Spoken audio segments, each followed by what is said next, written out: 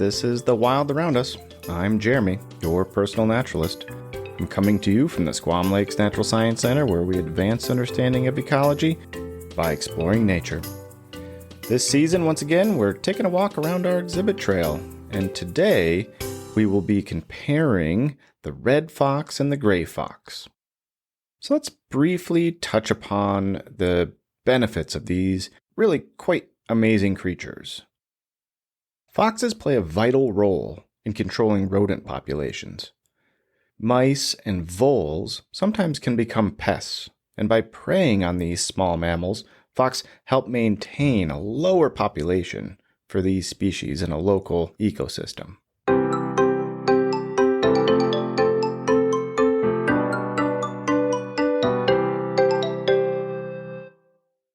But what about these two different species is different?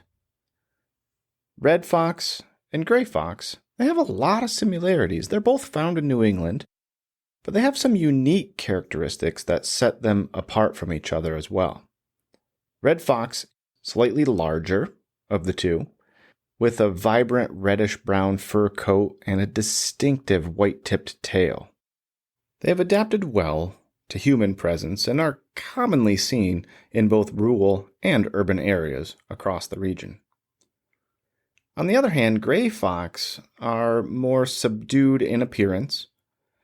Their fur coat is a mix of gray and brown, allowing them to blend in seamlessly with their surroundings. And they have a black tip on their tail. And unlike the red fox, gray fox have a remarkable ability to climb trees. Now, they're not super great at it, but they can scamper up there pretty well. And that's thanks to some semi-retractable claws and strong hind legs. This gives them an advantage when seeking shelter, pursuing prey, or maybe getting to that piece of fruit that otherwise couldn't be reached by other animals.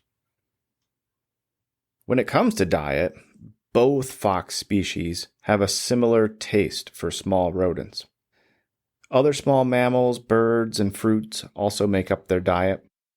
However, the red fox, being slightly larger, has an advantage over some larger types of prey, where the gray fox's ability to climb might help it in other ways. Each of these fox can spend time in similar locations, but there might be a little bit of a difference between the two. However, it is important to note that both red and gray fox are adaptable and resilient, and they're able to thrive in diverse environments. This adaptability has contributed to their success and survival across New England and beyond. But if I had to say, I'd say red fox prefer more open areas, such as fields and meadows and yards. But they are known to seek shelter in dens, which can be found in a variety of locations: hollow logs, underneath somebody's shed, or some group of trees. Gray fox, on the other hand, have a stronger affinity for forested areas.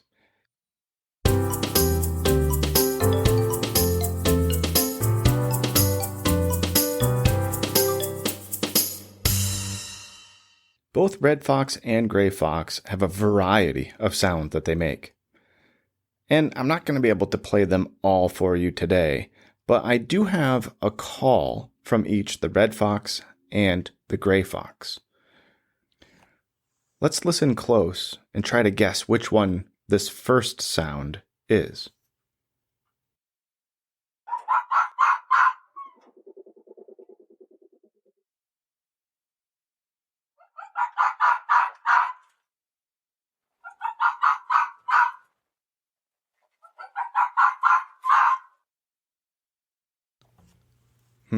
What did you think? If you thought red fox, you were right on. Let's listen to the call of the gray fox next.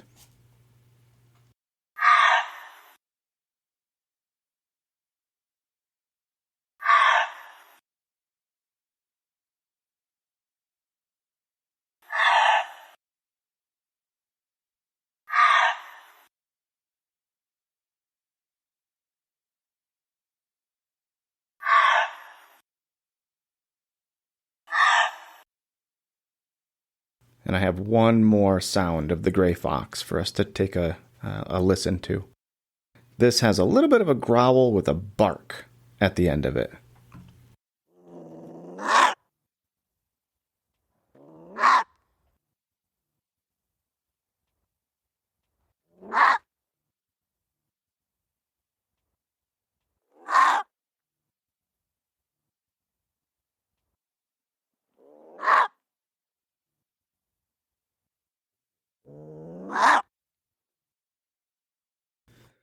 Some of those sounds might be what you thought they might sound like, but others are quite interesting and different than, at least for me, what I would have thought a fox might sound like.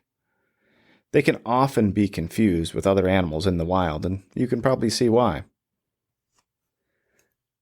Well, that's what we have time for today on The Wild Around Us. We've explored the world of red fox and gray fox and their unique characteristics, where they live, and contributions to our environment.